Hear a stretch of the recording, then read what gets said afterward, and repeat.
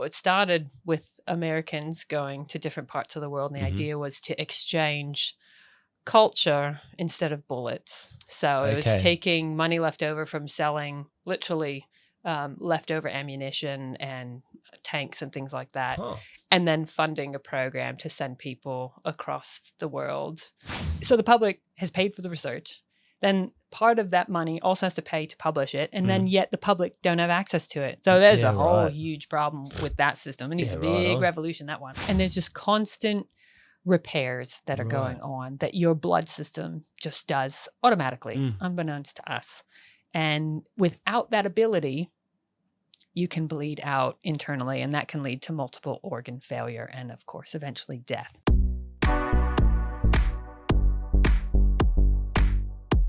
There is an average of 58,000 snakebite deaths every single year in India. Now, that is a negative side of snake venom, but the positive sides of snake venom have and are being studied by my guest today. She has skills as a snake field and film consultant and has a great passion for working with wildlife and trying to figure out how people and wildlife can coexist. Presently, she's working with eDNA, which is environmental DNA. Get excited to learn from today's guest, Christina Zdenek. Welcome, Christina, to the podcast. I'm super stoked that you have taken time out of your day to come on to this show. My pleasure. Dr. Christina Zdenek, that is it. Fantastic.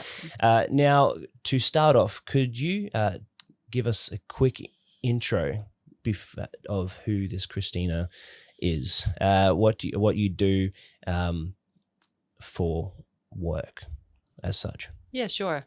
So I'm a postdoctoral research fellow at the University of Queensland. That's my day job. Right. So researcher, scientist.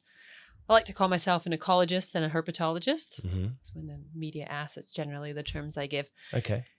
Beyond that, I'm also the co-owner and operator of the Australian Reptile Academy, where we train people on ASH? ARA. ARA. Okay. Yeah. So the Australian Reptile Academy, we train people on the safe and ethical handling of venomous snakes. Yes. Australian venomous snakes. Yes. And how long have you been doing ARA for? So that's been a couple of years now. Put in through a few hundred people through the course. Yes. And then Chris had been doing it for my husband Chris had been doing it for about 3 years prior to me jumping on board. To joining in. Yeah. And I think I might have done a course with him previously when I was working with him, and I got to have a photo with Squishy. Actually, Squishy's up on the wall. That is Squishy up the very top. Squishy. Yes. How's he going? He's still around? No. Oh, no, really? Yeah, he was 24 and we lost him. Oh. Yeah. I should clarify also, Squishy is a coastal taipan. He's well known. A lot of people do know him. Yes, he is. He's been on telly a lot. And he was a great snake. Yeah. Where was he? What was he featured in? So he did Scope. Yes, Chris I think I've heard of Scope, yeah. Yeah, also Catalyst, ABC's Catalyst. So I extracted venom and then put that venom in the host blood. Yes. A sample. I was going to say, did the host on the TV? Let's see what happens. Yeah, straight up. Yeah. Okay. Well, would be a very well known, snake and sure. And got a lot of people over their fear of handling snakes. Taipans in particular have a fearsome reputation. They do have an extremely fearsome reputation. Have you handled? I would say you have, but have you handled many wild coastal taipans? Two wild ones. They're hard to chase down. Yes, I hear they're very fast. Very fast. So you've got to, put your work into it. Boots on. And it's got to be the right situation too, where there's not like really tall grass right nearby. Yeah, they get away. Run up. And then as well, and then inland taipans. Have you been out searching for inlands yet? No, I haven't had a chance. Okay. Yeah, so I've worked with a lot in captivity, and for a range of different personalities you find. But have yet to do that bucket list. Yes. I know a couple of guys that have done it, and they're terribly excited when they find it. Sometimes they go out there or driving hours upon hours just to find something that they didn't actually end up finding. So that part sucks. But then it means that you'll have to go out again. Gives you an excuse, right? And you just experience new things, even if you see a little gecko. Like we've got amazing diversity in Australia, so if you can just appreciate other things as well. We do have a lot of amazing diversity. I'm yet to see this the diversity in person, but I have seen there is some spectacular wildlife out there. I'm sure you've seen lots yourself in all your adventures. Probably. I seem to remember them. Now, with you do venom, have done venom studies. And I've read a couple of your articles on it, tried to understand it, a plethora of language to describe it. With venomous snakes, what would you say one of the key venomous snake experiences that you've had whilst studying snake venom? I suppose most substantial would be being bitten by a highly venomous snake. That sort of stands out. What species was that again? Pseudonea finis, so Jaedon, so Western Australia's eastern brown. Yes, yeah. The equivalent there. And how long ago was that? And what was the extent, I guess, was there any after effects? It was about 6 years ago, and I was extracting venom, and besides trying to kill a snake, extracting venom is probably the most dangerous thing you can do with the snake. And right, you're at the end.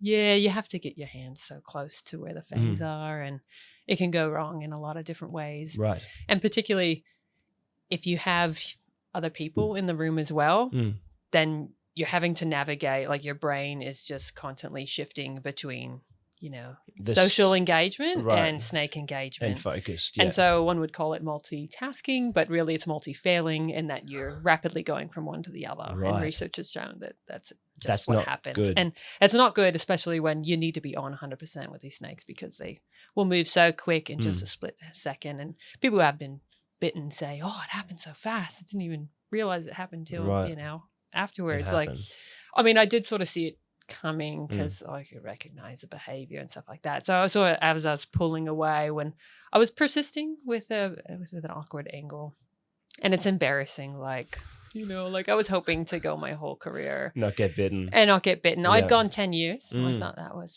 pretty good. That's a solid effort. That is a solid effort. It's funny when people brag about being bitten, because it's kind of like the way I describe it in analogy is, well, if you're a Formula One car race driver, do you brag about how many times you crashed your car? Really probably not. I haven't thought about it like that. Yeah, but it's kind of like that. Yeah, so well, I find it embarrassing and not like a trophy. Yeah, it's cool. Yeah, right. I have actually thought about like what that is to other snake catchers and wildlife people, because I have the idea that like you want to try and not get bitten for as long as you can. Okay, I got that part right by the sounds of it. But then I've seen some people like it's like once you get bitten, let's see how many times you get bitten and not die. I've seen some that I've just that's what it looks let's like. Just play with our lives. Yeah, that's what it looks like. There's some people have just gotten bitten so many times, and I hear all these effects that can come after being bitten by a snake. And I mean, these guys have. Obviously not died yet, but probably life expectancy a bit lower now. And your kidney function goes down. And I hear kidneys are important. Yeah, they are important. Now, that was when you got bitten. Which we don't talk about. We don't talk about that. What was your first introduction to or first experience milking a snake? How old were you? How long have you been in the industry for? Up until when you got up to that point? Yeah, so probably 16 years, I'd say, that I've been in the snake industry. Okay. Wildlife, a lot longer than that, but I just didn't have the opportunities, as I sort of had a career in basketball, which was pretty consuming. And then so shifting to conservation and snakes. So, yeah, I suppose at that stage, I guess it was pretty pivotal for me to be able to jump on board with a snake awareness and education company. Yeah. Yeah, so I did that seasonally for 8 years. And yeah, that was a really good introduction to me because I didn't grow up in Australia. I've spent basically my whole adult life here. Right. And I live here and this is my home. Right. But yeah, came from California actually. So won this Fulbright fellowship that enabled me to come over. And Fulbright. What is Fulbright? So I guess the idea is that we can have a bit of an idea of what this academic world is, because there's a lot of amazing terminology that some of us might not know. But what is Fulbright?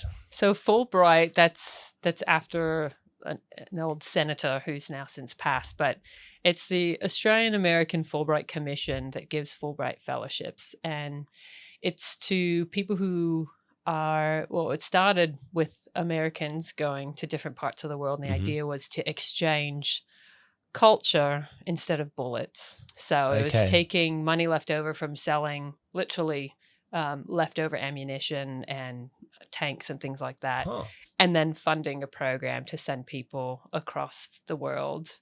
To basically have a more peaceful world. Yeah, peaceful world. That sounds like a good idea. Okay, so you're part of that process, right? Yeah, I suppose. And then since then, the Fulbright, I guess, entity or that commission grew to having a reverse way. So then other countries around the world sending their scholars to America. Right. So it's a considered a prestigious merit-based scholarship, and it funds you for a year generally, depending on which, whether you're a fellow or I forget what their other term is for another fellow. Yeah, a higher up level fellow.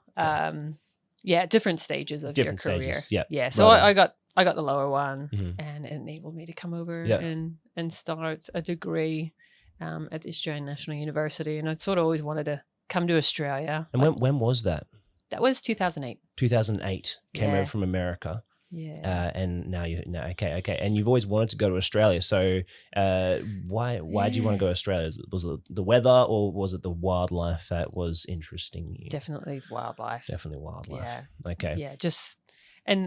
So I had actually come here for a basketball tournament when I was having a career in basketball for 15 years. 15 years of your basketball tournament skill basketball. Yeah, right on. Okay. Yeah. So that was like a previous life. And in doing that, I was able to have a tournament here, and just something about being here, I felt more at home than I actually ever had. Right. I was sort of like awkward, didn't really fit in. I grew up actually in LA, and I had reptiles as pets. Yeah. And so although I wasn't able to see wildlife on a regular basis, I could see these beautiful, amazing creatures up close and an intimate way, sort of every day after school, just come and like watch them, tend to them.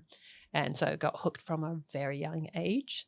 And to be able to come to Australia to explore and see all these amazing creatures, but really to help conserve them. And that's why I wanted to choose Australia, because it's very difficult. It's, to me, a failed argument to go to a third world nation, having come from a first world nation with all of the, goods and services and everything that I've got access to, phone in my back pocket and all the rest, a laptop and streaming services and whatever. And then try to tell someone who's just trying to make a living and maybe get a bit of education for their child not to clear that block of land so that they can make some more money. So it was a failed argument in my mind. I was considering going to, some other third world nation in a Spanish speaking country, because I speak Spanish. But I thought that, that'd be a failed argument to start with. So I figured a place that's technically a rich country but has serious conservation issues, I think there's room for improvement there. And I felt that I could help contribute. That. Yes, fantastic. Moving forward. Yeah, and it does look like you have that you're working in that direction to make a difference. Exhibit W being squishy. I mean, he's well known and showed people that they're not as bad as they made out to be. Now, with your that's very cool. I'd like to get into the academia and your experience in the academic world and nature and that whole field. But you moved over in 2008 with basketball. You said that was you spent 15 years on. That's a long time. Yeah. Was that's a lot of heart, passion, energy, and more passion. yeah. I always think of that when I hear that. You were that person. You were that person, the original one. And I would think that could be a potentially challenging decision to make if you feel like you have a career in that, or were you feeling that stick was kind of burning out and you were ready for it, and so it wasn't that hard? Yeah, great question. I was ready in the end. It was hard to feel like I was just throwing away all that hard work, but in reality, it enabled me to pay for university and not have any debt, which is, anyone knows about like the debt pretty system. Well. Yeah, so it covered books, tuition, Amazing. stipend, and and my tuition. So, there's so many Americans who for 50 years or their whole life are trying to pay off their student loans because they don't have a HECS system. Okay. So they have to pay interest on their loan, whereas I was fortunate enough to where I was debt free as soon as I left university, and so I could just start and focus, move forward, and not constantly have to tend to that. Yeah, that is amazing. That is a weight that has allowed you to do all this stuff. Yeah. I didn't answer your actual question though. Was it difficult to move on? Yeah. Well, yeah. Was it difficult? Yeah. So initially it was because I had a couple offers to play on Canberra Capital. So like an agent back in the States was going to set it up. And then later I was just sort of mucking around down there, like a few years after I'd sort of moved over. And they're like, I sort of like did some moves, and a minute later the coach who was there was like, yeah, Canberra Capitals. And I was like, but I can't just stop my whole life and give up all of my commitments and I guess passion for wildlife conservation, because that's what it would do, just take over my life all over again. And, when you think about just injuries start to get more prevalent, it takes longer to heal over time as you get older. Like I could do it, but I think it was diminishing returns. Okay. In that, all the sort of character building that was going to happen from doing like hardcore sport, I had considered I'd already done that. You've done that. That part is completed. Was sorted. Okay. Yeah, everything else in life seemed easier after the things that I sort of had to deal with. Right on. So that, would you say then that your basketball career, character-wise, what you'd worked up to, has allowed you emotionally and psychologically to be able to better handle the academic world in regard to relating to people? Yes, and also the physical side in terms of field work. And, so a lot of my academic career has involved field work and pretty technically hardcore field work, sort of being remote and really hard, challenging conditions for months on end, often alone, those sorts of things. So having confidence, I think basketball instilled that, especially as, women tend to have more challenging, have a greater challenge with that.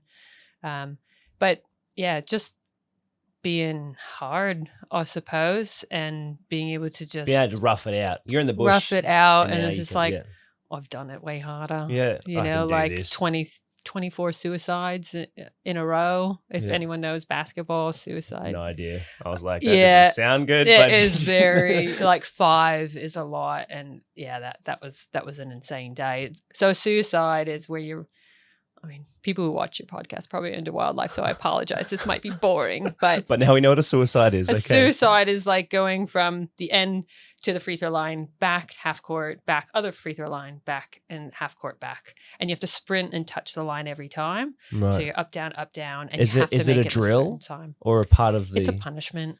Oh, right. Okay, right. We were punished a lot.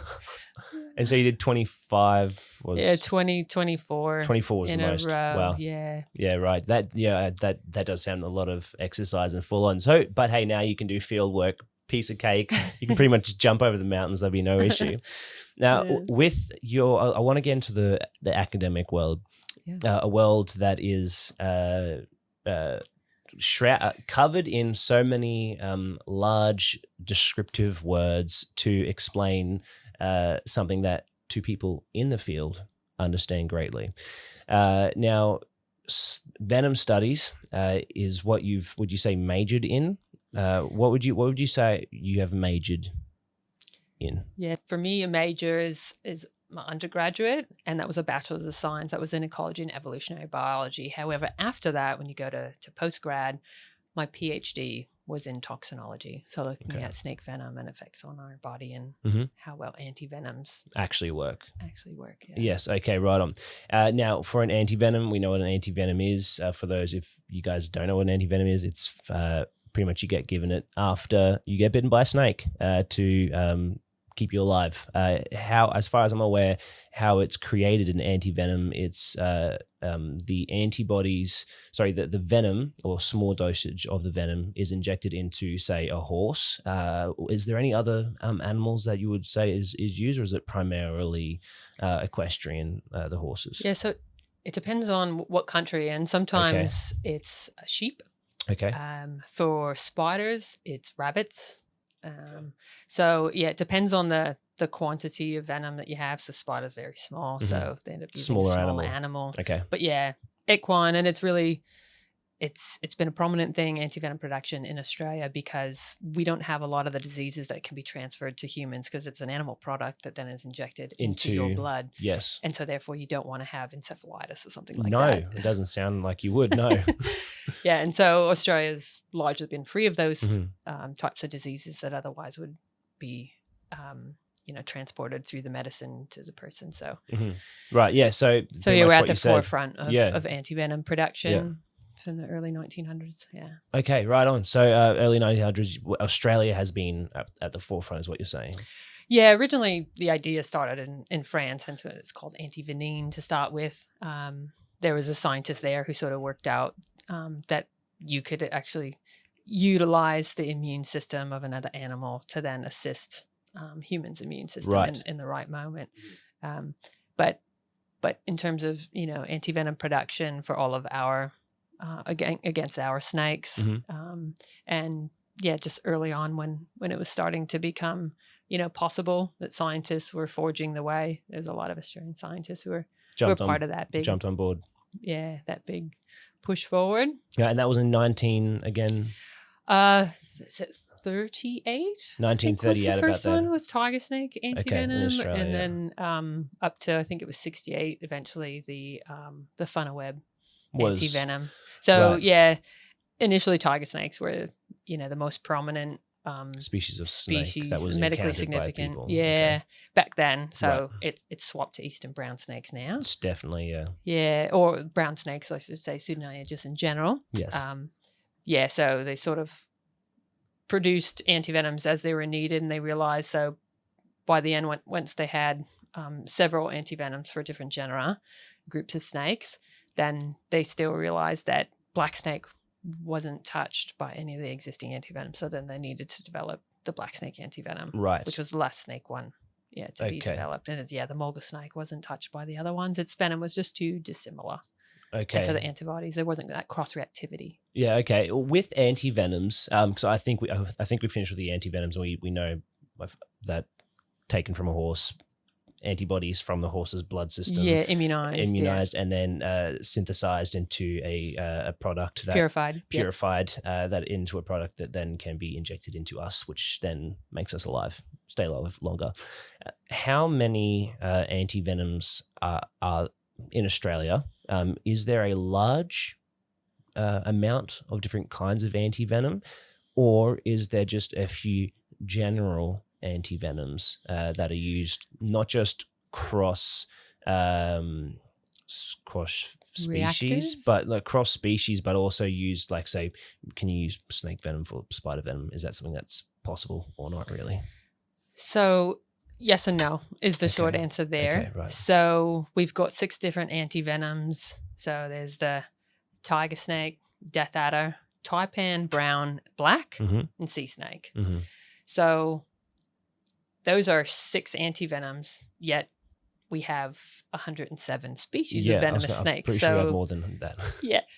And so what happens is they get binned into there, and hence the snake venom detection kit, which is one of the many reasons why we're actually counterintuitively lucky when it comes to snakes here in Australia, is that we are the only country since 1979 to have a snake venom detection kit, which allows doctors to not have to rely on symptoms alone when it comes to antivenom choice. Right. And that's can be a problem otherwise because there are overlapping symptoms between different species. Misidentifying. Yeah. And then if you give the wrong antivenom, they're not recovering. Do you give more of that or do you try another one? Right. And it's just over antivenom load, you've got this novel protein going in your body and it's from a foreign animal. And so you can have this reaction, serum sickness or anaphylaxis. Anaphylaxis. What is anaphylaxis? Break us down for a little bit, because anaphylaxis often a word I hear used when in association with snakes, getting bitten by snakes. I believe Chris has had reactions. I think it was a brown tree snake. He was tagged by it and he reacted to it. Could you explain what anaphylaxis is? Yeah, so it's a hyperreaction from your immune system to a foreign body or protein in your body. So typically, a brown tree snake venom, it's not very potent, 100 times more potent to birds than it is to humans, because that's their food source, and they evolved to, for the venom to target their prey and immobilize that. And we're just often collateral damage, and last resort, they'll use it to defend themselves. Yeah, so what happened in that case is he got an anaphylactic reaction. So he started, instead of getting snake venom symptoms, he was getting anaphylactic symptoms. So if somebody's been stung by a bee and they're allergic to bees, or peanut allergy, everyone will relate to that. Big one, yeah. So you start getting really itchy. You might break out in hives or blisters. Itchiness is a really big one. That is not a snake venom symptom. That is an anaphylactic symptom. And so you would need antihistamines, but also possibly adrenaline if you can get that as well. And that's what they would give you in hospital. So, you'd have, what are the brands of antihistamine? Phenergan. I have heard, Phenergan, yes. Yeah, funny so name. In Australia, you get that. But yeah, that's what an EpiPen is. It's a little dose of adrenaline. Right. Yeah. Okay. And so, Chris has an acquired snake venom allergy. Okay. And so acquired means he didn't have it, and then he acquired over time. Okay. And it sounds like an investment, like you want your portfolio to grow. I'm just going to add money. You don't want this. You really don't want this. No. Because imagine dying from a brown tree snake. How embarrassing would that be? You wouldn't know. God. But it acts really quickly. So that's the dangerous side of it. Anaphylaxis does? Anaphylaxis does. So a lot quicker. And there's not really first aid unless you have an EpiPen or like adrenaline Phenergan. Then your SOL, you just have to get to hospital ASAP because your windpipe can start to close in and you not be able to breathe due to the swelling. Due to the swelling, yeah. So swelling is breathing's hectic important. So definitely get to hospital fast. Yeah. Whereas with snake venom, we have the first aid. So, pressure immobilization technique. So we've got the bandage, you can put that on and then immobilize. And all of a sudden, as long as you're not moving, you stay still and calm, you can really just gain yourself 6 to 12 hours of time before needing to get to hospital. You compare that to anaphylaxis, it can be a matter of tens of minutes.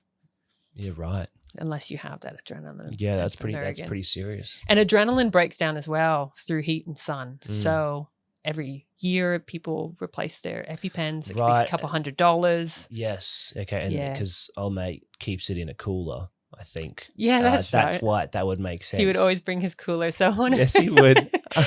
It wasn't lunch he was bringing. It was not lunch. It was his life-saving. I think he even because he found it. I wouldn't. Do you know if that same cooler was the one that he used to put the Taipan in that he found? Oh, it was too. Yeah? Yeah. I'm sure he doesn't have that many. The Ivanhoe Taipan. Yeah. The blue and white jobby. Yeah. So I should also clarify, there wasn't a live one. He just chucked it in an esky. It would unfortunately have been hit by a car. And it's now in the Queensland Museum. Yeah. There was a very, very rare specimen and sighting, because it had been 10 years since one had been recorded from that area. And that was the first one. The western slopes of, like Jaedon Lunt Park and Mount Nebo. And so sort of by Ivanhoe. Yes. And so people had known that taipans used to be there, but sort of hypothesized that they no longer were there. Their range had been contracted to further north. But as soon as he saw one dead alongside the road, he thought, this is an incredibly important observation. It had just died as well. Yeah, well, and it was in perfect nick because it had only been knocked. Yes. And there's just a little bit of blood. So just, any future scientists wanting to do something on taipans can go to the museum, measure whatever they need to. Yeah, because there's no damage. Yeah. 'Cause I was actually talking to the guy that was with Chris, the tree lopping fella. True. Yeah, so I was just talking to him yesterday. He's like, yeah, this guy should taipan in a thing. And I was like, hey, I know that guy. I know the I was like, I've got a full picture now. I said, okay, so that's, he did say it looked like it had just been hit. He said it took the place of his lunch. So he actually was using it for his lunch at that stage. But the taipan record was much more 100%. Important. Okay, so that was actually quite valuable. The 10 years not being seen.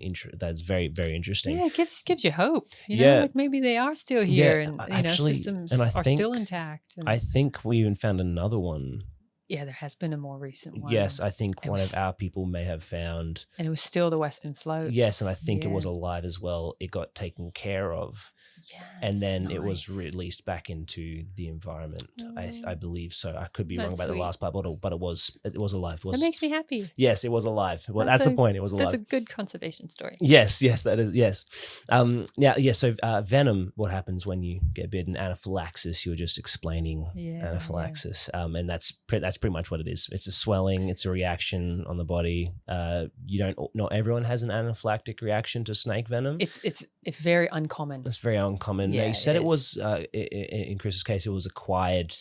Is that unique, and it's not everyone will acquire an anaphylactic reaction? Because I understand also with overseas snakes, some people in America, I believe, I don't think there's any in Australia, but some people in America, snake keepers, they intentionally let snakes to bite them, so they build up antibodies in their bodies.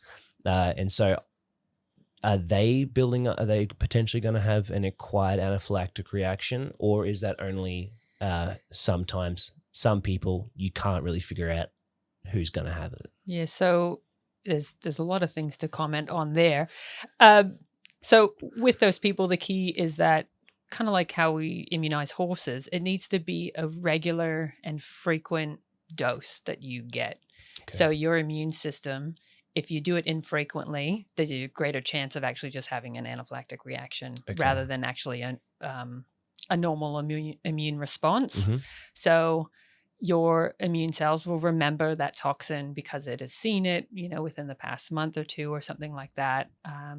And then it will continue to produce those antibodies because it's been triggered again, sort of, but recurring. Yes. Yeah. But there's a lot of problems with that, is that it can go wrong. What's your dosage for one? And also it can have a great impact on your kidneys over time. And so that's what you're saying is it's still not suggested to go around and get bitten by snakes. Don't do that. And also, do you want to do that with every potential snake you might be bitten by? So that would only work with that particular snake. Okay. So you're just going to, overload your immune system and just constantly get bitten by all these snakes. Like we need to use other animals to produce anti-venom. Yes, okay, with a larger mass as well. Yeah, it's very risky what they're doing.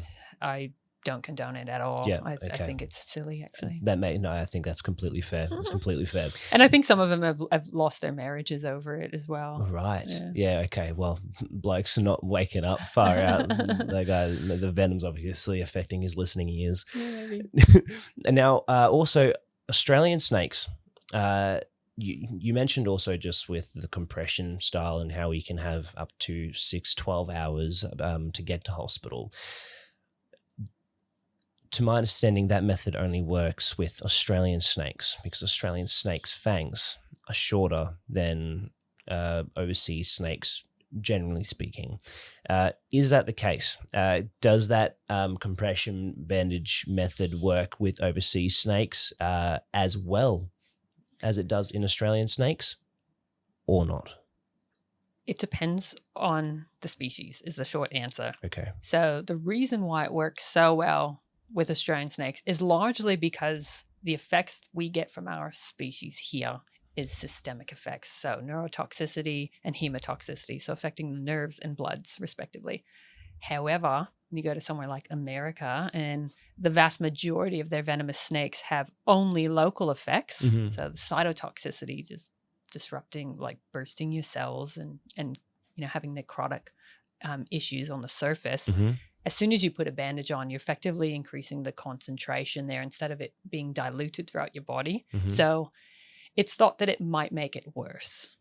And so it is not promoted as a first aid technique, this pressure mobilization technique, as a first aid for snake bite in America. They say just get to hospital, stay calm, stay still, and get to hospital as soon as possible. That's like their CDA thing says so. Yeah, they what CDA stand for? Scientific data. Scientific. Anyway, their stands for something. Their health board. So from the government top down, that's what they decided upon. Yeah. It'll come to me later. Yeah. Okay. Well, if not, I'll put up on the screen so we know, because that is very interesting. And so that there's no other extra methods if in America you get bitten. Some say to raise the bitten limb above the heart, and so that's just to assist the dilution of the venom further. So you get basically a lower concentration at the bite site, and therefore a lower chance that you might lose your finger, your hand, or possibly your arm if it's a really big snake and you do the wrong thing, like move around a lot. Or get bitten. Yeah. Yeah. But depending on, like if you go to the Philippines, for instance, you have this dichotomy where depending on what you're bitten by, you would do different first aid. So they've got the Philippine spitting cobra over there, Naya philippinensis.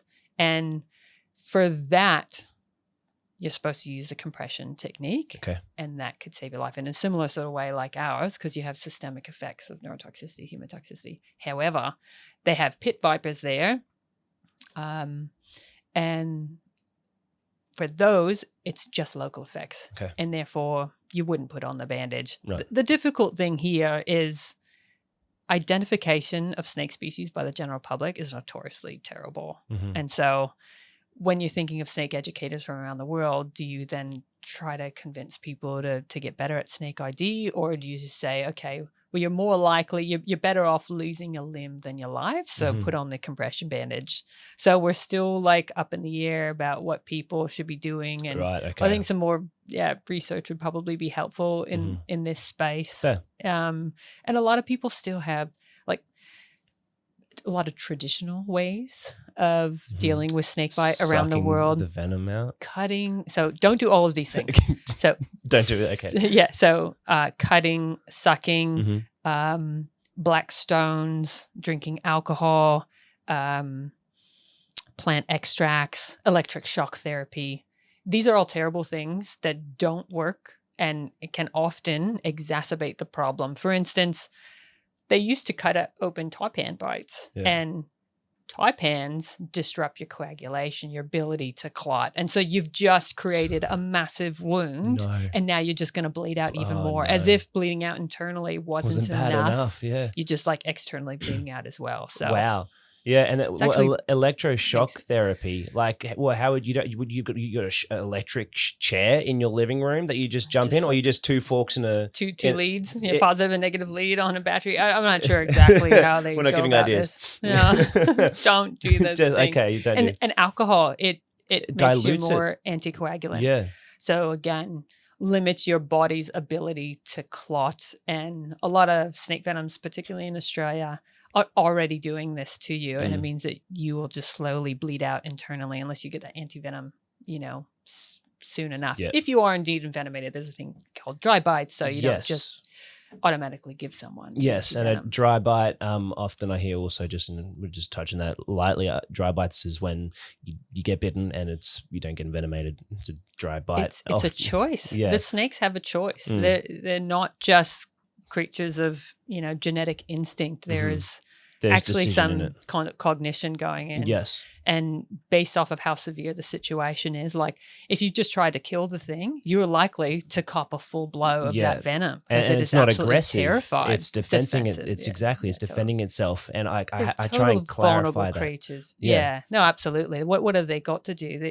They haven't got huge teeth. They don't have a a tail that they can whip you like a monitor lizard. They haven't got horns that they can ram you with. What are they left with? And, you know, they're just super vulnerable, and so many things would eat them if they can. So they're always just wanting to be hidden. You know, they're really, I say snakes are cowards. That's that's a default position. I did hear that because you did speak at on a TEDx show at UQ or UQ TEDx, and you did use that phrase, yes, that they are cowards. And it's a good soundbite. Media likes that one. And exactly, it does, because it's a soundbite. You said it pretty well yourself. Now, you said you used a word before, systemic. Now, I would like to Now, I'd like to define that. Yes, clarify also that word, and also maybe just a couple words for when you first started out in the industry.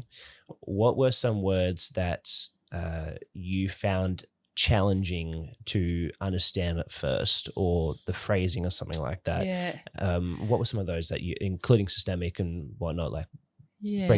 Give us a couple options. Yeah. So what comes to mind initially was the whole trying to understand that a procoagulant or clot-inducing snake, how can that make you anticoagulant and bleed out? To me, that's a great question. Do right? Tell me. Okay. So it's a little bit complicated, so try to stick with me here. But what was difficult for me is that I didn't understand the human body to start with. So that was hard about jumping from ecology to toxinology, is that not only having to learn, you know, this microbiology and, you know, about toxins and how they operate, but it's learning the flip side of how they're disrupting your physiology. Mm-hmm. So you need to know how it works to start with, to know how it's disrupting. Yes. So we have a coagulation system in our blood. So it's a series of proteins that, you know, sort of like dominoes, just knock each other over and activate one to the next. Yeah, right. Okay, so you've got a series of these proteins, right? And those, once they've been activated, say you cut yourself, you know, you've got some tissue factor released, and that triggers the cascade to start because you want to stop the bleeding, right? Yes, so definitely. It's a brilliant system. It's evolved, you know, millions of years ago across, you know, vertebrates, and even invertebrates have a form of this. But the point is that as soon as they're activated, they are consumed. They're used up. You can't then use them again. So it's like Pac-Man. Once it's bitten one bit off, that bit can't go back on. Right. Okay. So they're consumed. Mm-hmm. So what snake venom does is, because we have a large volume of blood, so we act, what happens to us is different than what happens in their prey.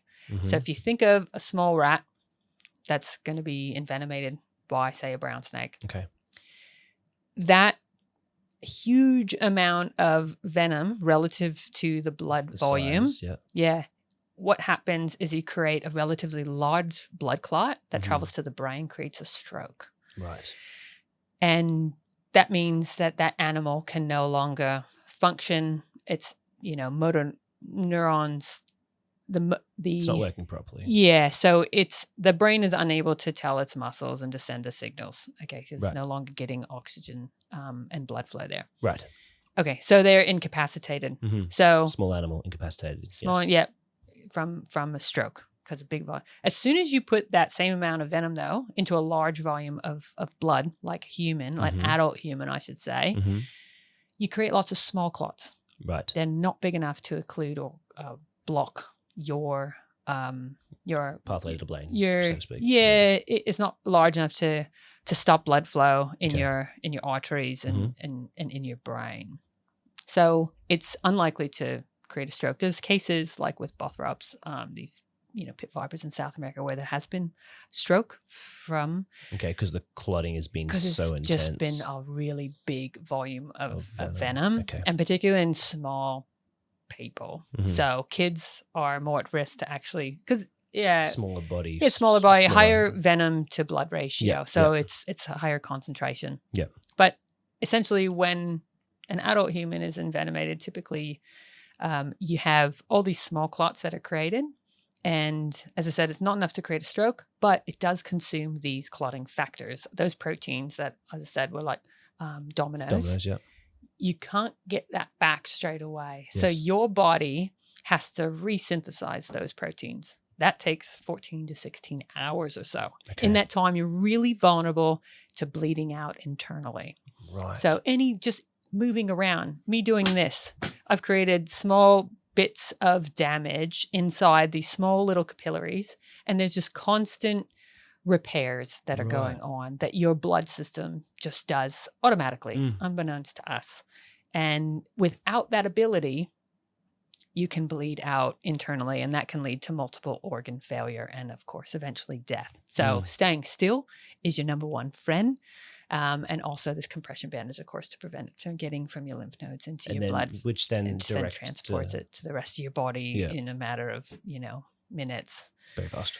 Very fast. Yes. Yeah. So that to me was a challenge. Well, I didn't understand that whole concept that we would be bleeding out internally without the ability to make these small repairs all the time. Right. So just through walking around, like I thought you had to cut yourself to activate the clotting cascade. Yeah. But I was wrong. Yeah, right.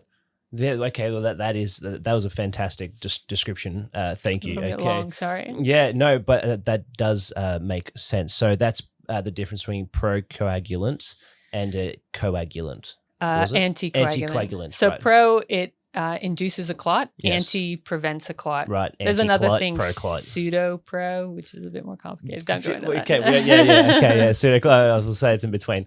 Okay, so procoagulants, anticoagulant. Through reading some of your works, yes, one of the papers, snake venom's systemic. Thank you, you are amazing. Come back around. Yes, so what does that mean? But then I want to then go into breaking those terminologies down as well. Yeah, so systemic basically means throughout the rest of your body as opposed to just locally on the limb. Okay. Yeah. Right, so it's just whole thing. It's that easy. Yeah, it's truth. So throughout your system, and that's where it's can be really problematic. You don't want a snake venom to be systemic. No. Okay. What would be a non-systemic snake venom? Something that's local. What terminology is there a term that you would use to describe that? Locally systemic? Yeah, not systemic. Local effects only. Yeah, okay, cool. Okay, yeah, no fancy there's not a similar antonym. Cool, okay. Well, with your papers and your thesis and the journals that I read, and could you, if I can explain the question properly, could you break down the hierarchy of what those mean and the importance of each one? If the list is too long, forgive me, and we can just do a couple, but if there's only like 6 or so categories, what are those and what are their purposes? Of my papers? You got what is a scientific paper? What is a journal? Oh. What is a thesis? I see. Yeah, sure. That sort of thing. So if this is Yeah. So in academia, as opposed to say industry, the currency is effectively scientific papers. So we're in the game of producing knowledge, and the best way that as a human society on planet Earth we know to do so is a scientific method. Okay. And so there's, you have a hypothesis, you test that hypothesis, and then you make conclusions off of that, often with, mathematics and statistical analyses and stuff. And then you write it all up, and it often takes a few years to turn this whole thing around. It's not a quick process, because it then goes to peer review. And what that means is that someone who's an expert in the field will assess your work and say, well, how's the scientific rigor here? Have they done X, Y, Z? And then they'll give you a review. And so that's after you've sent it to a journal. I've sort of skipped a step there. Okay. So a scientific journal is a journal that produces peer-edited papers. Okay. And a paper is a body of work that someone's put out based off of their observations and the research where they've employed the scientific method. So papers in academia, that's kind of, as I said, it's a currency. It's like how many papers you've produced, and it allows you the more and higher quality ones, like in higher quality international high impact sort of journals, means that you have a better chance of moving up the academic ladder, possibly getting an ongoing academic position, which is like a unicorn job, to be honest. Okay. Particularly in terms of like wildlife and ecology. But yeah, so that's a little bit about papers. And once it's been published, so it's gone through the peer review and that sort of thing, and you've responded to the reviewer's comments, and it goes to the editor and they assess those things, you've had a chance to improve it and address all the issues, whether it be a statistical problem or you needed more data or something like that. You need to address it from another aspect, consider something else. Anyway, it gets published, and all of a sudden, this is new knowledge of the world. And if we have like this much knowledge on planet Earth, your one paper would be like a bit smaller than a pinprick. Yeah, it'd be just a grain of sand. Yeah. So, whilst it's little contribution, it's a buildup of this over time. Stack up. That now it guides our future research and a lot of times management as well. Like, we want to use evidence-based information to guide our decisions as a society, right? Because otherwise we'd be lost and biased and just having to rely on personal feelings, a really old book not or fact. something like that, like religion I was referring to there. Right. Okay. Yes. So in order to innovate, move forward, and have a good society, in my opinion, it needs to be based in science. That's the best way that we know to move forward. It's based on data. It's based on information, not just like someone's thought or a story or a bias, because everyone's biased. So I mean, yes, we are all biased. Need science to guide it. There's science, I think, has extreme importance. It needs to be communicated too. But clearly, yes. I don't know if science yet answers all questions, but I know that science is very important for us to be able to see. To be able to see the world, describe the world, and then be able to have the information for us to then teach those who are not yet understanding what we understand. If that kind of makes sense. Because we're not born with knowledge, right? Like, no. So it needs to be taught, it needs to be learned. Like, I didn't know about snakes, until I was taught and had experience with them, and I think it could be inspirational for people to realize, oh well, if I just read books and have interactions and have a mentor and that sort of thing, I can acquire the knowledge too. I wasn't born in Australia, No. I actually came from overseas, and some people, it was rare, but when I was doing snake education, well, I still do, but when I was doing those shows with the general public, they sometimes say, oh, why isn't an Australian doing this? Like, I had someone like shout that as they were leaving. I was like, yeah, really? That's incredibly rude. Yeah, right. I'd like to see how much you know about snakes. Let's stick with the facts here. Yes. Yeah. It's about how much passion you have and how much interest and it's not where you're born which determines where you go. It's what you do with what you have. Yeah. So, and I know someone in particular that comes to mind is a prominent ecologist at Australian Wildlife Conservancy isn't from Australia. And yet this person is guiding how we operate on very large scales in terms of conserving Australian wildlife. And oftentimes it can be an international person coming over that then has the appreciation for Australian wildlife that people just might take for granted here. Yes, I have seen that, come to play. Yes, so it's good. It's interesting to know that you've also made that observation. Now, I would love to get into, thank you for explaining that. I would love to get into your story more so of how you have managed your way through to now.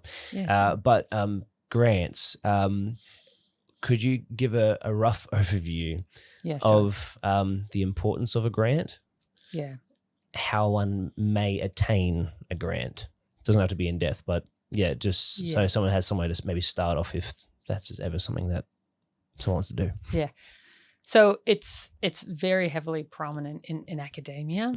So at universities, grants sort of dictate what research will get done. So whether it's been funded or not. Yep. And that determines whether that person has a job oftentimes, unless you have a continuing ongoing position where you're a lecturer, and that sort of pays your salary because, you've got degrees as the product that's sold at the end sort of. I see, yes. In a way. But for those who don't have an ongoing position like Right. myself, so we're called early career researchers, ECRs, it's the acronym, you have to constantly win grants, and that will then pay your salary and will hopefully also give you some project running costs as well per year. And now grants in academia is one thing. There's also some grants for community active work. If somebody wants to win a grant to restore this bit of land or something, or to build a new center for the footy team or something. So you can win community-based grants and that sort of thing. Yeah. So you'll then have a grant writer who finds a scheme that generally government, but there's nonprofits and that sort of thing that are granting bodies who have the money and say, hey, we've got this scheme. Here's the eligibility. This is how much money, and this is what it needs to be for, and this is how you apply. And so for researchers, it's generally Australian Research Council, the ARC, that gives the big grants.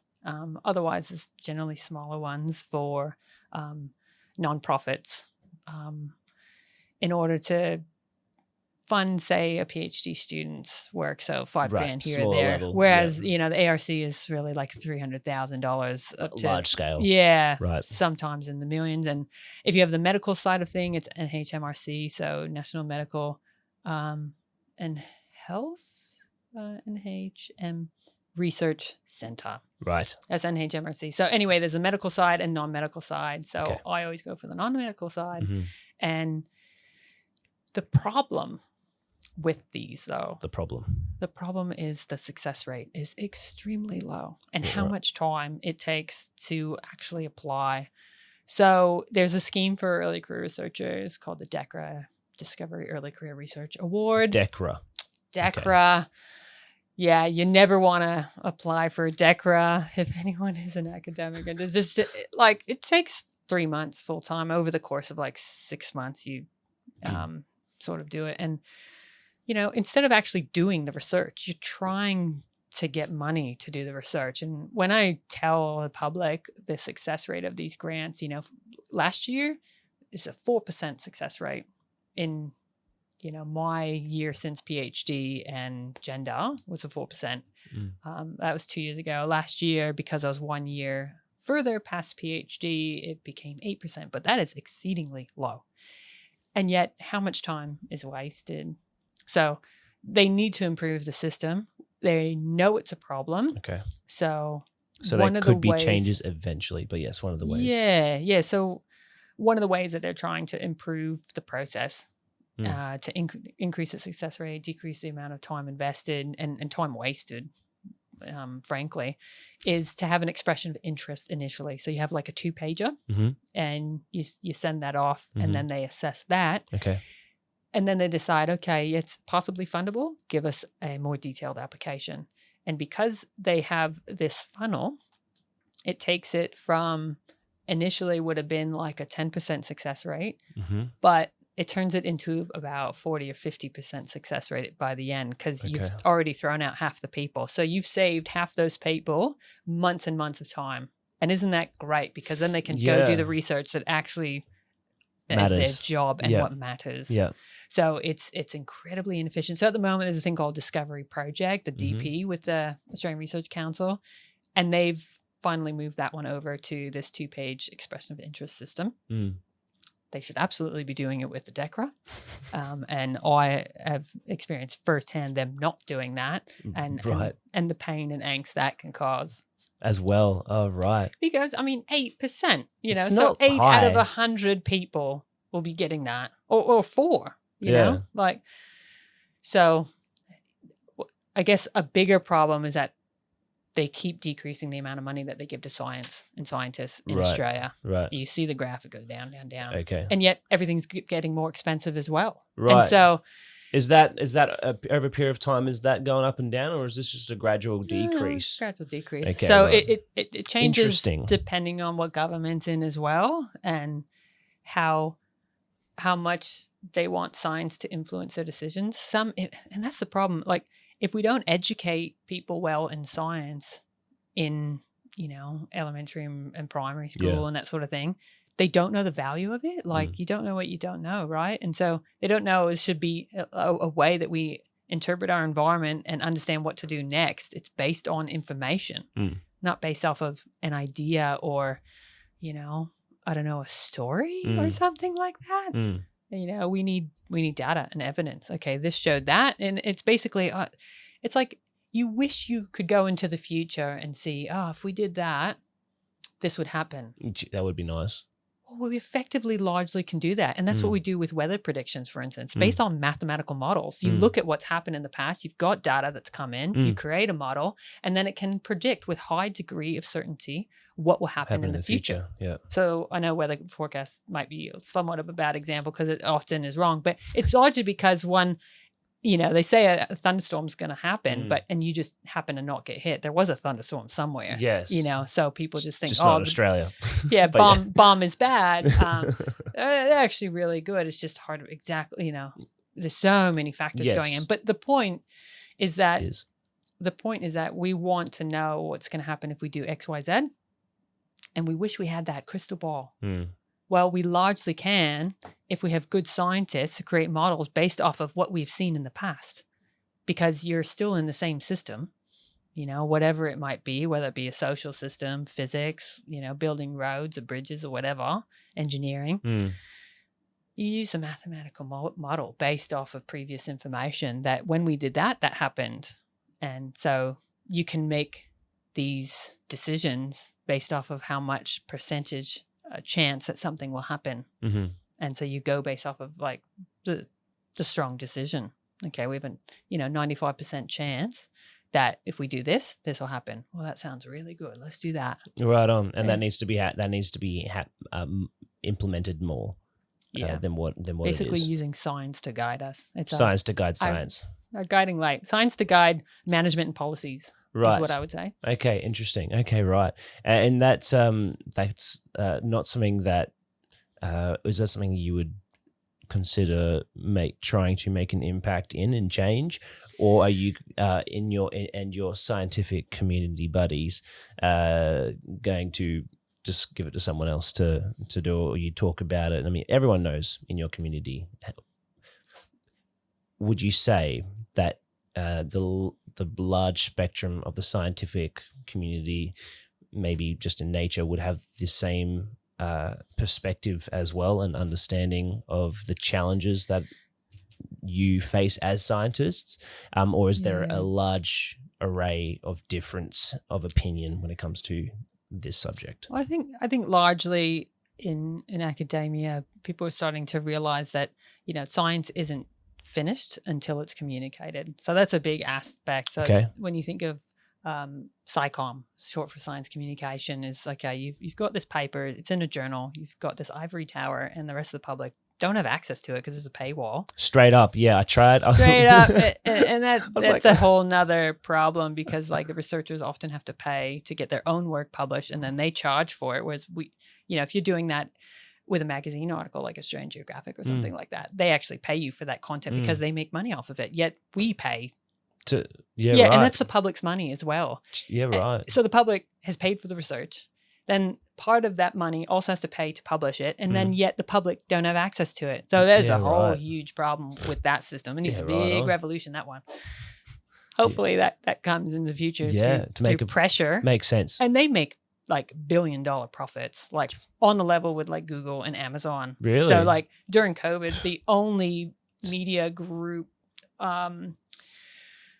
to make money and not drop off all the rest, in terms of newspapers and all those sorts of things, the journalists that were making money, they were scientific journals, and they make big dollars. And they are preying upon a broken system and academics who are desperate to get papers to then have an ongoing position or to win the next grant. Right. So the fact that it's so competitive, they're leveraging that and saying, oh, you want to be in our high impact journal? Well, the higher the impact, the more money you're going to have to pay. Yeah, and that's ridiculous because it takes the same amount of money to run, well, roughly speaking, and a lot of it's digital too. So page charges like... Yeah, minimal, yeah. Yeah. I mean, there's definitely costs involved, they've got to do some things. But maybe not as many costs as... When you look at their profits, they're exorbitant. Yeah, right on. Maybe podcasting isn't the field I should be in. I should be journal paper. Work for Elsa. Writer-uppering. Wow, that's that was definitely a tangent. What was your question? I think it had something to do with it, but it was about to do with science, and that makes sense. Yeah, so that was very very interesting though. That was very interesting. It's a glimpse into the scientific world, which really is part of learning. Yeah, and you were saying, do other scientists think of in the same way? Yeah, sounds like potentially so. I think. At least in that it draws different people. They see that there's a problem. And they want to be part of the solution. They want to, so instead of using like emotion to guide us or dare I say Bible or something like the Bible, we use data and information and science and the scientific method. It's the best method we know as a planet Earth, in the state we're at now. Right. In 2024. That's the best way we know. Interesting. So we apply that to problems. We've got wicked problems of the world. There's all sorts of sorts of problems. I do believe the world is definitely cooked and needs some help. Science definitely has a part to play in that. That's for sure. Yeah. How much I'm yet to have a final say in that, but definitely a part to play. And individuals too. Like everyone can have an impact. Yes. Everyone impacts people around them. No man is an island. John Donne once said very wisely, you like a droplet in a lake, you have ripples and everyone around you listens and sees you, so what you say, what you do can have an really big impact around you. And then what's the X factor of them having their ripple effect, It's very interesting, like just how it all works. It's trippy when I think about it, like how much how people know people then change people and say something and that impacts them, and then they go and do this and that impacts the whole society. It's quite fascinating, and I think it makes people feel like they have meaning in life, and I think a lot of people sometimes struggle with that, but they do. It's a small little example. Like we've got a habitat garden that we're growing. We just sort of like moved into a new place, finally out of apartments, so we can compost, we can grow locally native plants, support wildlife. And, I started putting some rocks out the front and hollow logs and, these features that give shelter for native wildlife that need it. And, the microhabitat climate is, hot day, they're going to be under that rock and they burrowed in, that sort of thing. So having rocks is quite important. And so anyway, I put that there, and next thing I know, my neighbor has done the same. And she pointed out, oh yeah, I just decided to get that, saw yours. And, and who knows, my street might have, more just dead trees all over the road. It's a log for habitat, I swear. Yeah, absolutely. It's habitat.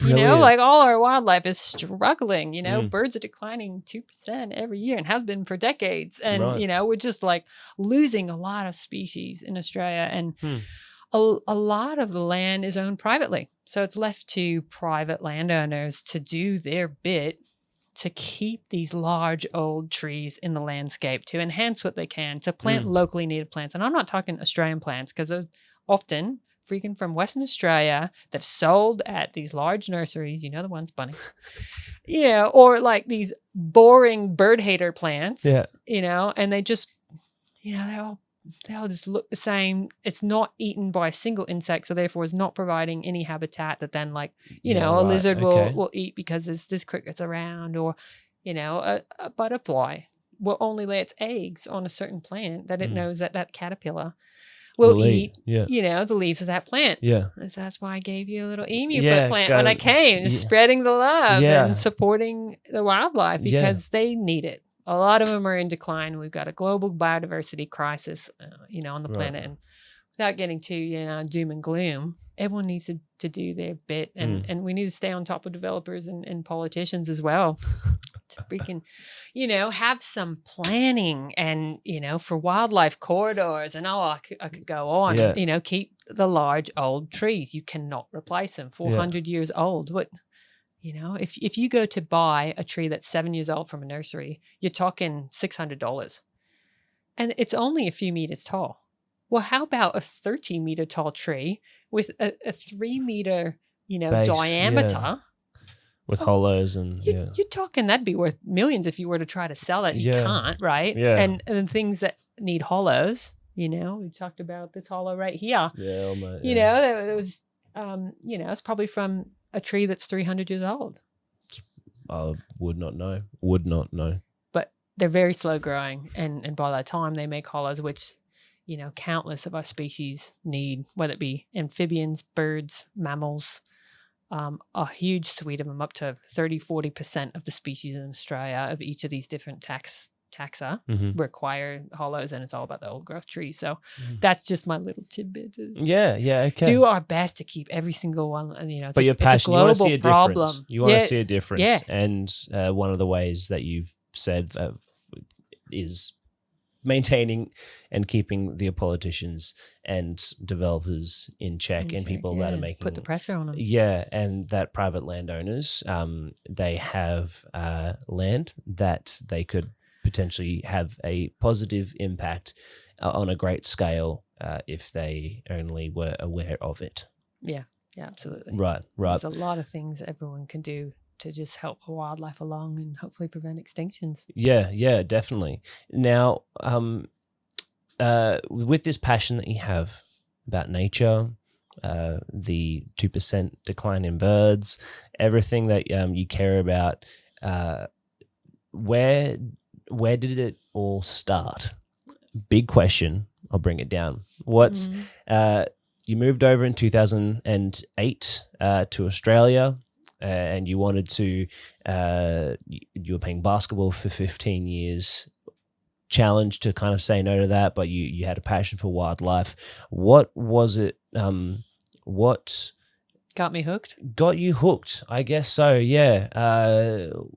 What was that moment that you were like, this is what I really like? Was it a gradual thing, or was it like, wow, that's awesome, I'm going to look into that?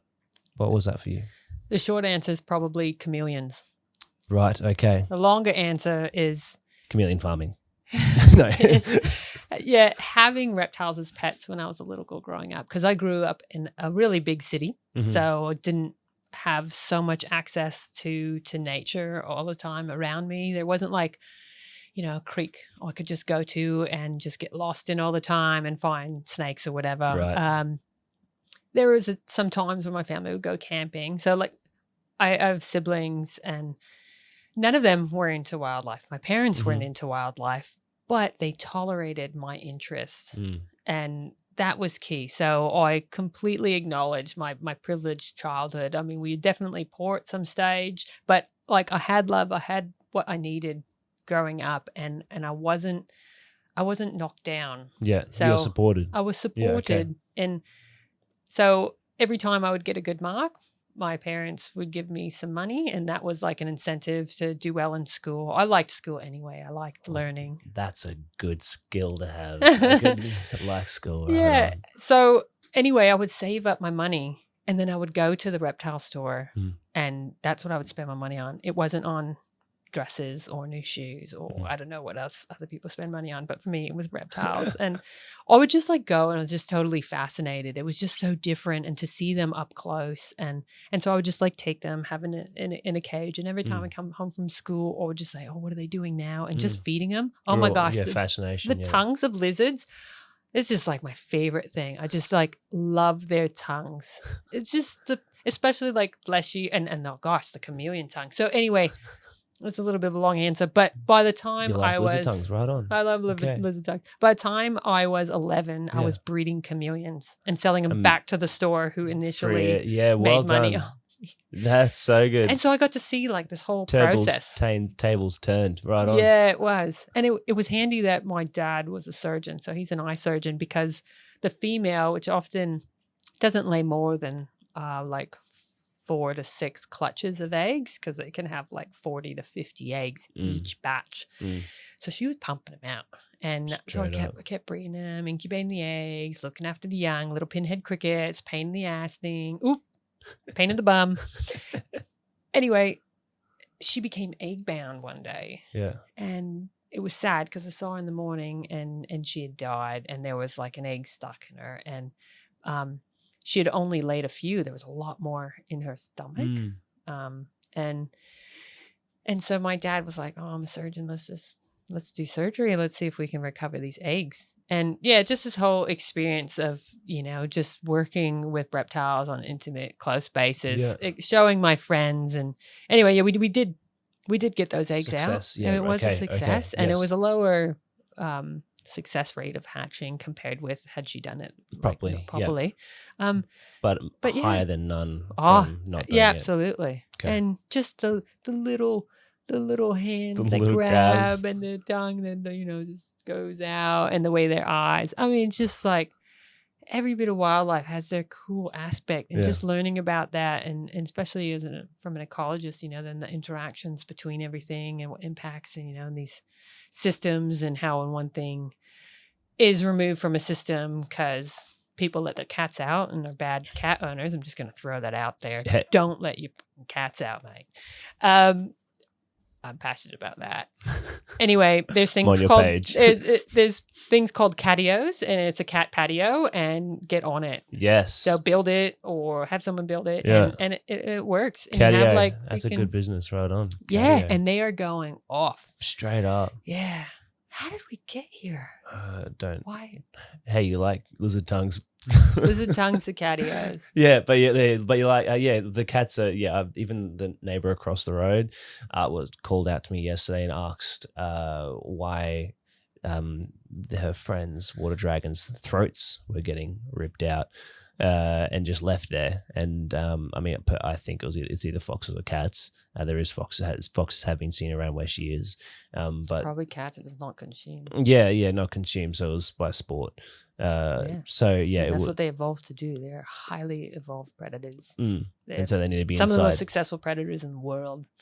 And if they were big enough, or we were small enough, we would be on that prey straight list. up. Yeah, no, I'm glad that you just keep them in the catio. Keep them in the catio. Get the cat.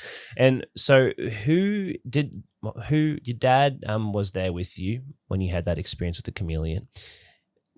Was there did you have any friends that you liked to go out exploring with? Did you have an uncle and auntie that had snakes, or was this just a natural passion and fascination with the world as a youngster that you managed to get hooked?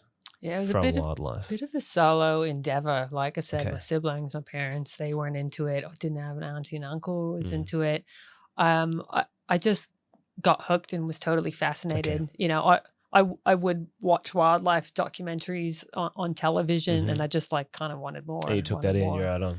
Yeah, and I was just like, how? And then when I started learning about the problems of the world and what we're doing to these amazing animals and how their populations are just shrinking to the point of extinction, I just couldn't bear it. And I was just like, we have to do better. Yeah. We have to do something about this. Okay. This is terrible. And so I was like, this passion was sort of, and frustration was just brewing, in my childhood, just wanting to do something. And even in university, just learning more about the problems that were happening, I would just then internalize, okay, how can I help? Okay, I'm doing all these things. And I thought, okay, I'm going to recycle, I'm going to bike, I'm going to do this and do that. And it's funny because then there's a scientific paper comes out and it compares 16 different green choices that you can do, not international flies, instead of recycle or this and that. Number one thing, what is it? Do you know? Breathe slower. No, it's to not, or to have one less child or no kids at all if you really want to help the world.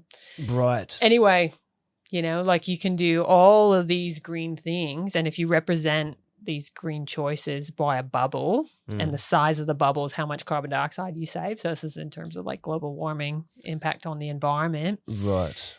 They're all little small specks. Okay, you recycle, you do that. You bike to work, you do whatever green things. You plant native plants. And anyway, the biggest one, fat sucker right in the middle, having one less child, because everything you do is just having to be doubled again to support that child. And it's often not talked about. You think of any environmental problem in the world. There's not one that wouldn't be ameliorated by fewer humans on the planet. And I'm going to be bold and say it. Population. Yeah, right on. Okay. I mean, I would probably be on the other side of the table to some extent. I mean, I haven't had kids, but I am the oldest of 6 kids. And so... But that wasn't your choice either. No, it wasn't. I'm the youngest of 5. Also not my choice. No, it's not by choice. And also there was a different time. Well, at least for me, like you're a lot younger than me. But for me, you know, back in the day when I was born, like there's been like a 30% increase of humans on the planet since then. And our parents, it's been double that. So we weren't having those overpopulation issues back then. Now is a different time. We need to see how it is. The population definitely, yes, is growing. We're over capacity. That is obvious. In every capacity, but then every way, basically on planet Earth. Look, I think over nature, everyone's going to make their own people, choice. Yes. You know, I'm not going to force anybody to make any choice, and I'm not saying that, but at least know the science behind it. Yes, that's my point. With nature and know the science. That's good. Over nature and people, I guess I would say. I mean, I would be more so for people, because I think people were created with purpose, and so I think. Yeah, I'm not saying no humans. I mean, it's not one or the other. It's more finding a better balance. That's exactly we have gone way too far. That's exactly what I was going to say. We need to be, and it sounds from what you're saying that you are doing exactly what you just said, and that is trying to show people that there is a better way to live by how you live on a smaller scale, and trying to, with all your scientific study and your scientific research, trying to bring light to places such as nature that are less seen, and improve what we do. Exactly, and it sounds like what you're doing. It sounds like, which is fantastic. You also said, well, that was one of my questions was there anyone that came alongside you that supported you in your push to where you are today? Mentors, you said you had someone at least someone. Yeah, well, I'd say probably one of the. So my basketball coach was pretty inspirational back in the day. William Burr, the 24 guy who made you go back 24 times to the suicide. Oh gosh, suicides. No, that person I never want to interact with ever again. Okay, different one. Yeah, different. This was like a personal coach. Yeah, he was quite inspirational, just from like a human perspective and who you are as a person. To give your best and show respect and. The sort of basic things to become a good person. From a professional's perspective, I'd probably have to say Professor Rob Heinsohn. So he was the one who said yes to me. He became sort of like my host when I was trying to win a Fulbright fellowship. Right. And he was like the final piece of this big puzzle I was trying to put together in order to come to Australia. And my project proposal was actually study green pythons up in Iron Range and Cape York. And so that's, so I needed him, and he said yes, and he took a chance on me. Gave me the opportunity. And he's a conservation biologist. He runs a difficult bird research group at the Australian National University. An inspirational person. He's probably saved multiple species, and it's through science. And it's to better manage species and prevent declines of and extinctions of our threatened species, particularly threatened birds. And how did he back you up? Like what was it just the yes by giving, like seeing that someone was willing to give you an opportunity was... There's more than that. Yeah, he was guiding me as well. Yes. And so as I was doing my degree, so Masters of Philosophy, MPhil, it's like a half PhD. So instead of coursework, it's a thesis, so it's research. And, he trusted me to run this project and to better understand. It was green pythons, but we switched to palm cockatoos for better umbrella species effect, and conservation capacity there. Okay, yeah. It's still same region, a really important region of Australia that, had some human-induced threats and that we were trying to improve basically through our research to bring attention to it, but also to guide management and that sort of thing. And yeah, so he guided me along the way as a conservation biologist. I was budding conservationist. And so, yeah, just using the right method, making decisions, how to navigate, even the social side of things too, working with Indigenous communities up there.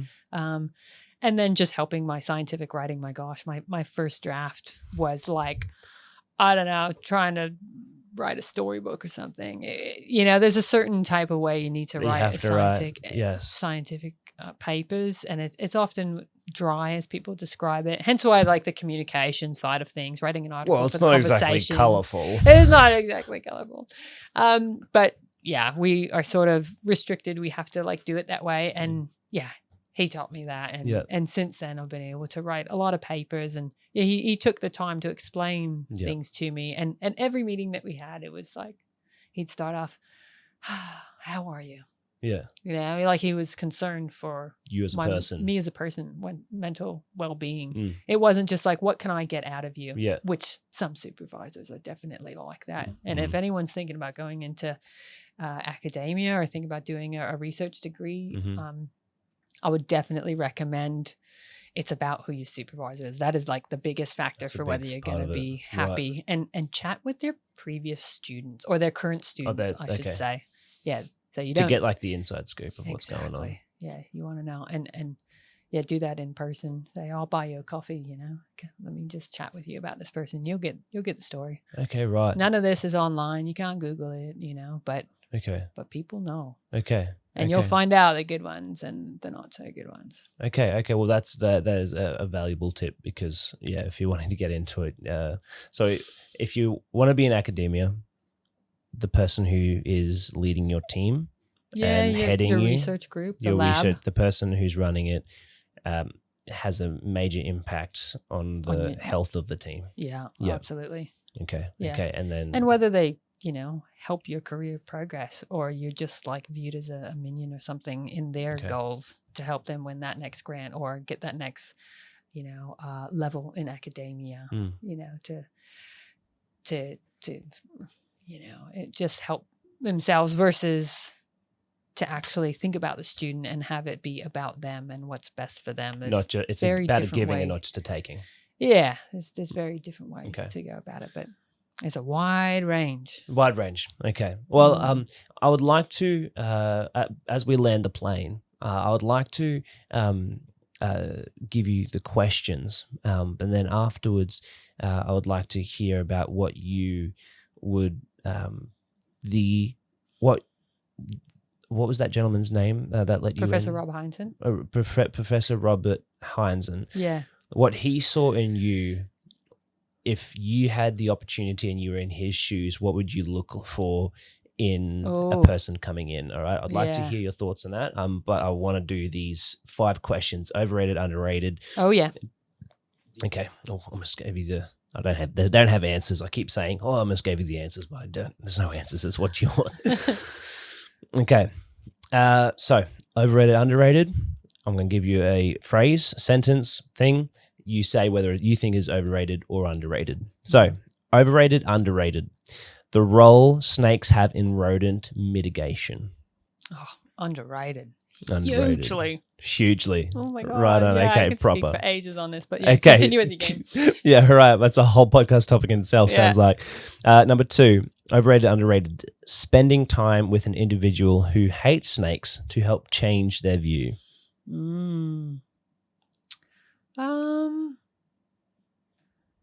I'd actually say overrated. Because I think it's largely about an experience with a snake that is a factor rather than somebody trying to tell you facts. Okay. I think the best way to... Through experience. Yeah. So in a safe setting, have a non-venomous snake for them to pat and have an experience with. I think those have been the biggest factors that have contributed to people's change in their perception. That's what the papers that I've read so far have concluded on. Okay, interesting. That makes sense. Number 3, UV bulbs in a snake tank. Overrated. Right on. Could you give a little bit of why what it is so people can understand? Yeah. So circadian rhythms, whether it be light or day, I think there's value in that. But to have it be like UVB, that's important for lizards. Lizards, yes. Yeah, and you have these problems where their bones, can't calcium utilize the calcium and that sort of thing. So absolutely critical for lizards, particularly growing lizards. Less important if they're already adults and not growing. Okay. But snakes, not a big deal. Snakes, not a big deal. Yep, right on. Cool. Overrated, underrated rock climbing. Probably underrated. Good source of fitness, exploration, and risk of falling. Keep the excitement up. I like having a belaying partner, always there. That knows what they're doing too. Yeah, someone you trust. Yeah. You need Chris. My man, he's trusting. Number 5, final one, overrated, underrated. Looking for reptiles on a cold day. Underrated. Mm? Yeah. Okay. They're just still there. You've just got to look harder. Turn rocks. And if you turn the rocks, you better put that back exactly where you put it, where you found it. Fair. Microhabitat. Yes. Keep it intact. Don't destroy habitat by, just for looking for wildlife. Being selfish. Yeah. I mean, that's one of the pluses of being a fauna spotter. It's because you don't have to put it back. Yeah. Geez.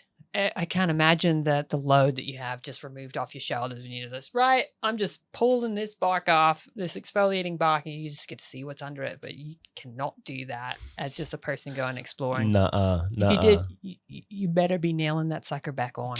Sticky tape or something. No. I'm talking full on nailing. But tape. Don't pull it to start with. Yeah. You find other ways. Yeah. Get them crossing the road.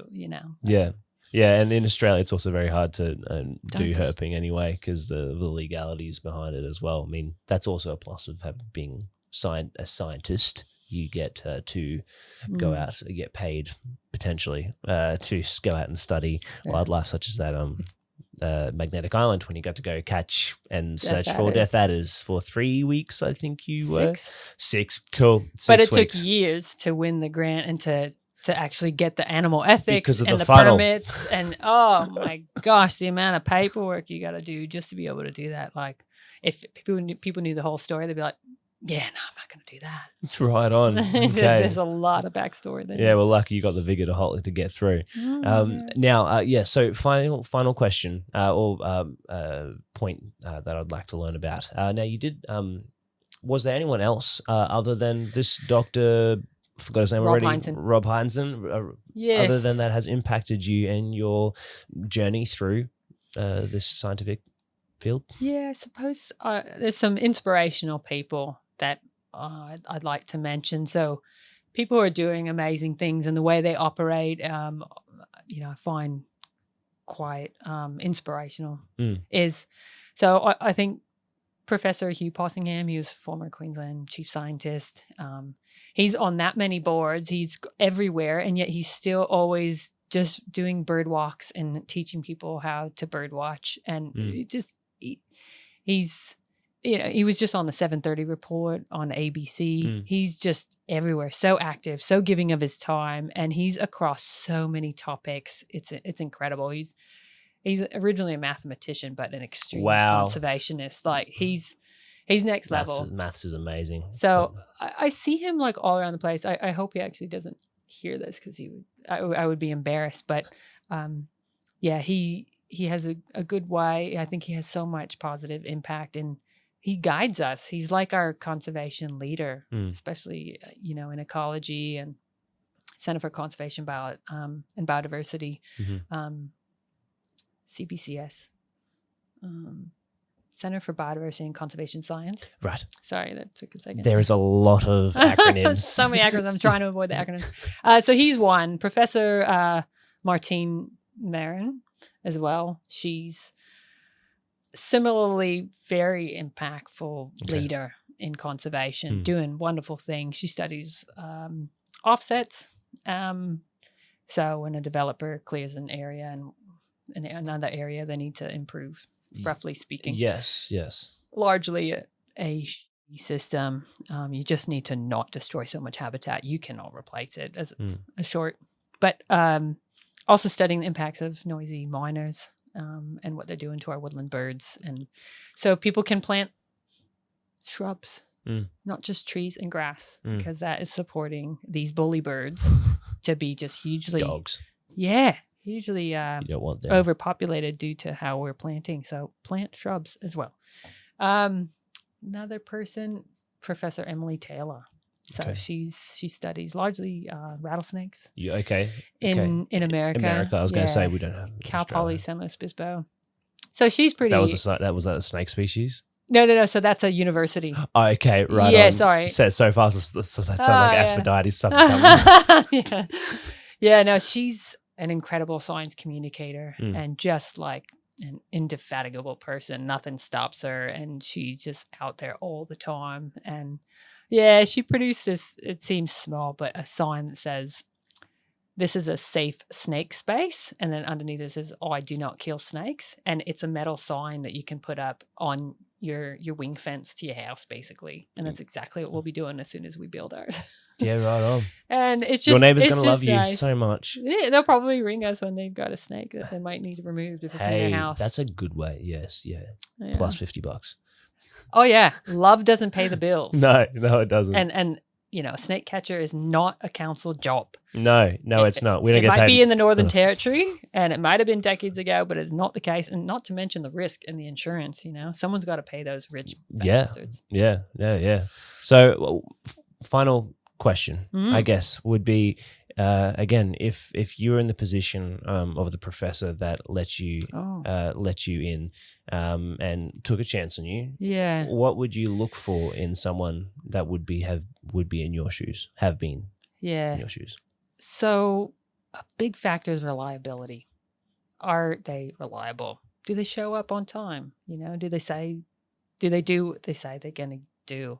Because even if you're super passionate, even if you have lots of knowledge about something, if you're not dependable, what good are you, really? So, and just being a nice person, I think, because our day and whether we had a good day or bad day largely depends on our interactions with people throughout the day. Wow. And there was a happiness study that just came out, the longest, biggest happiness study ever run in the history of humans. And the number one thing that contributed to their happiness was good relationships.